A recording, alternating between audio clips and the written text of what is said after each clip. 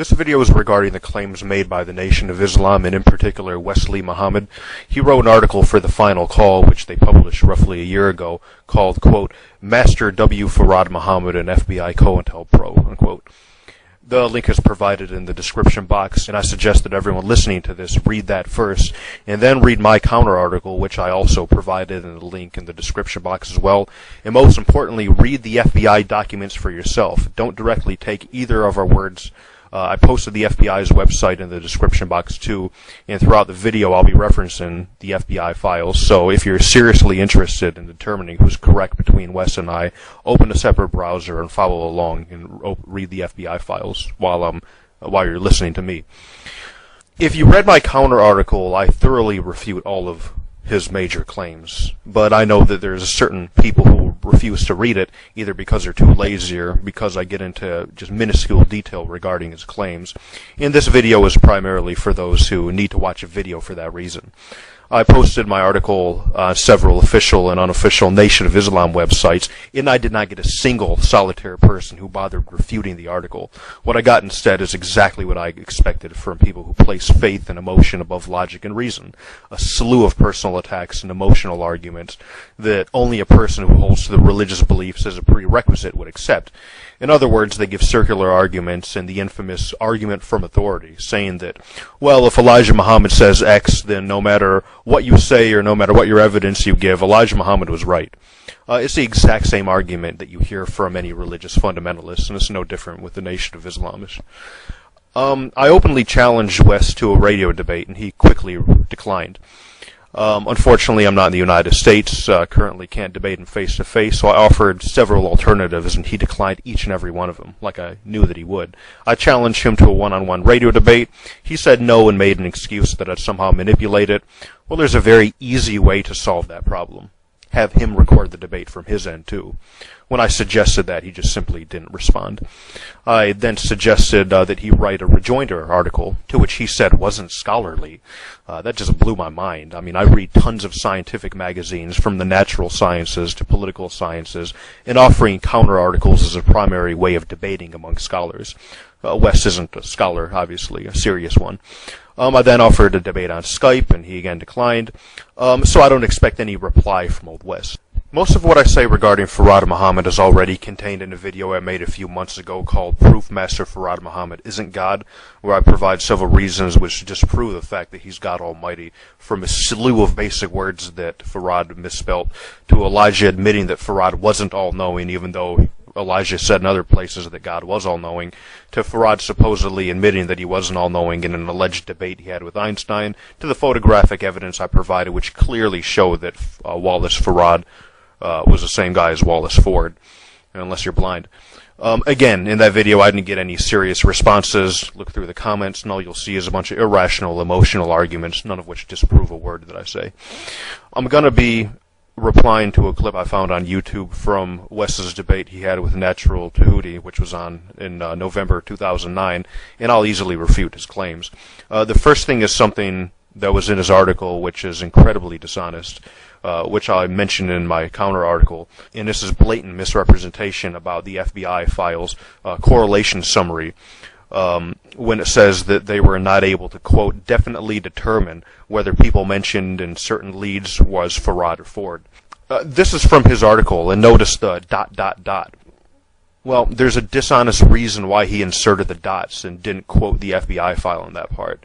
The ...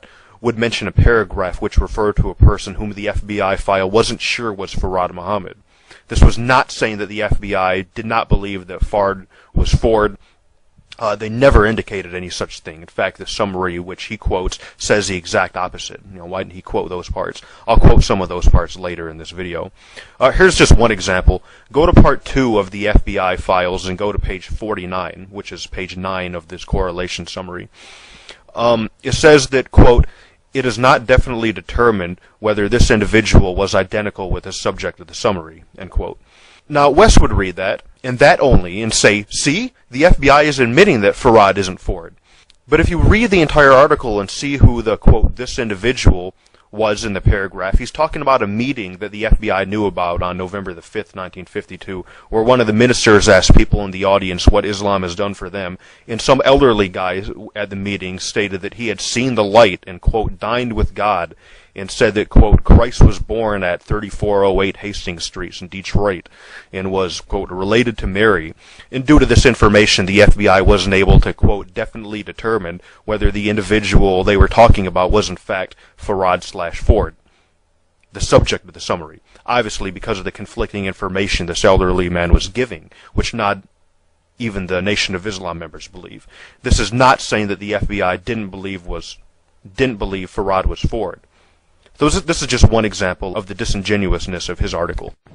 In 1956, the FBI discovered Wallace Ford in its quest to locate W.D. Farad. They did a year investigation on Wallace Ford. They interviewed Hazelbert. They sent agents to New Zealand and contacted his family. This is wrong for two reasons. One, the correlation summary that he's referring to was compiled on February the 15th, 1958, which is 5.5 years before any FBI agents went to Wellington, New Zealand. Two, the FBI never claimed that they, quote, contacted his family, referring to Farad or Ford. Go to Part 7, beginning at page 10 of the FBI files. The FBI claimed that they spoke with a man in Wellington, New Zealand, who knew of a Ford family that went to California, which was later determined by the Thomas police to be referring to a man named Walter, whose last name wasn't even Ford. I'll come back to this later. At the end of their year-long investigation of Wallace Ford, they produced a correlation summary, summarizing 52-page correlation summary.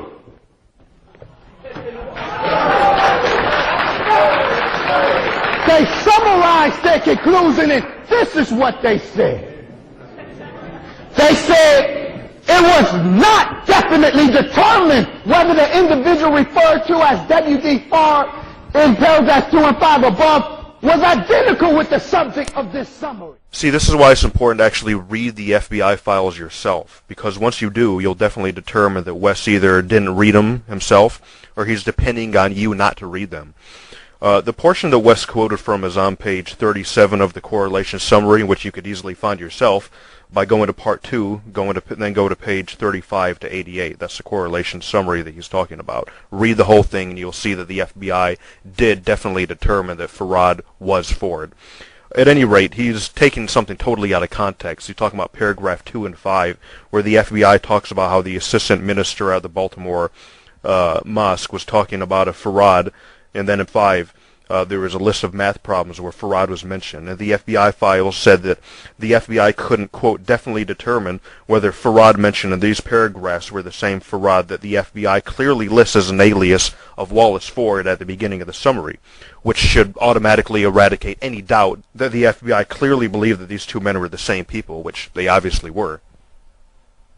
But he said the FBI concluded that Wallace Ford and W.D. Farr were the same. That's why he just spoke. He didn't have any documentation. Okay, but I do have documentation. Just go to page 1 of the correlation summary report and see who the correlation summary is about. Wallace Don Ford.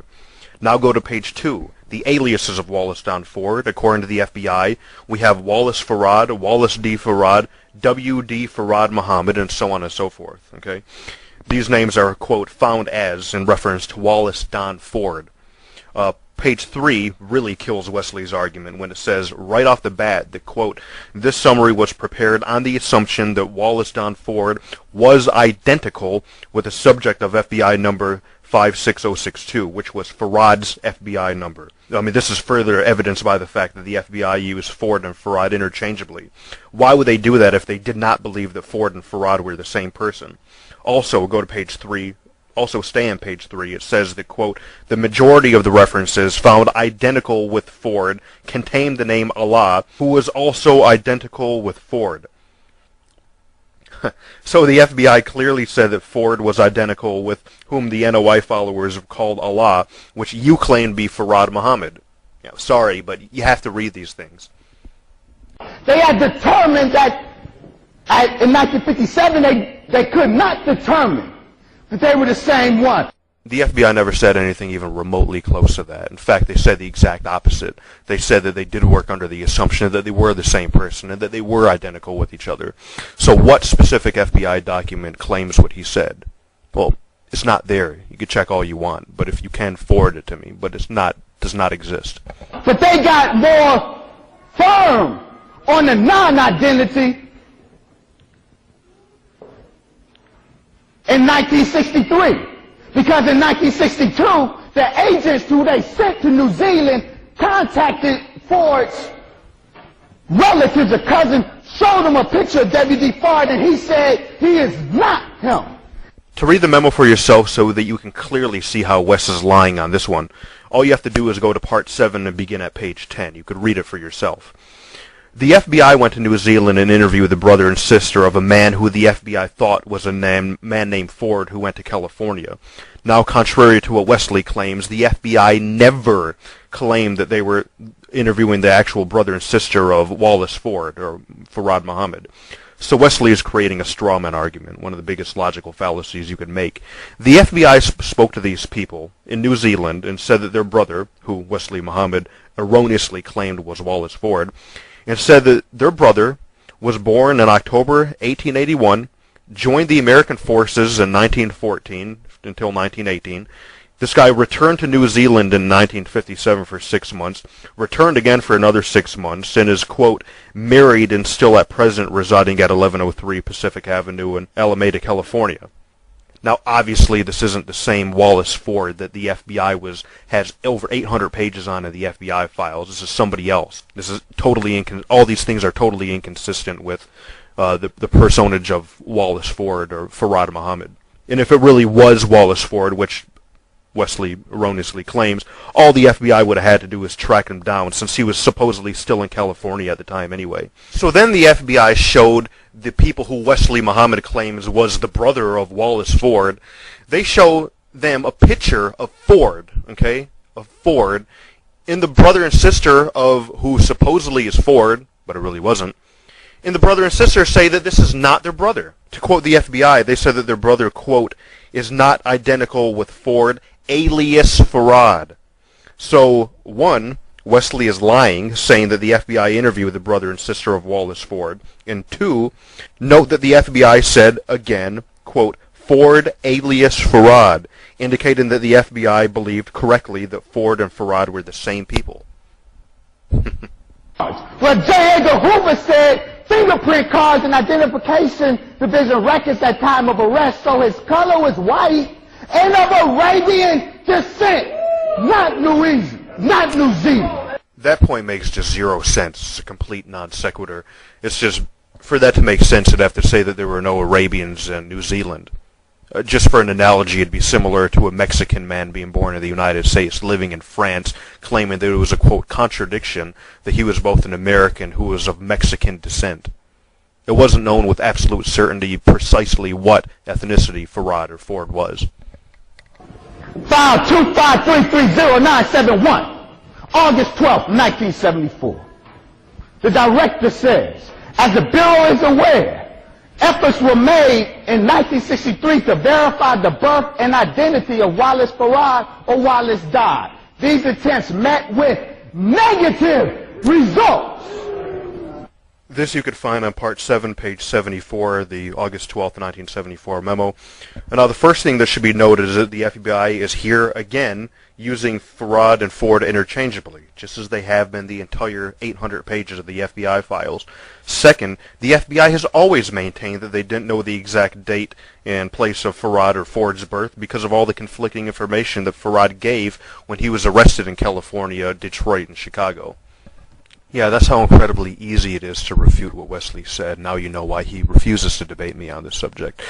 So only serious comments apply. If you're going to just argue from emotion, or if you're going to argue from faith, don't even bother replying. Thanks for listening. Take care.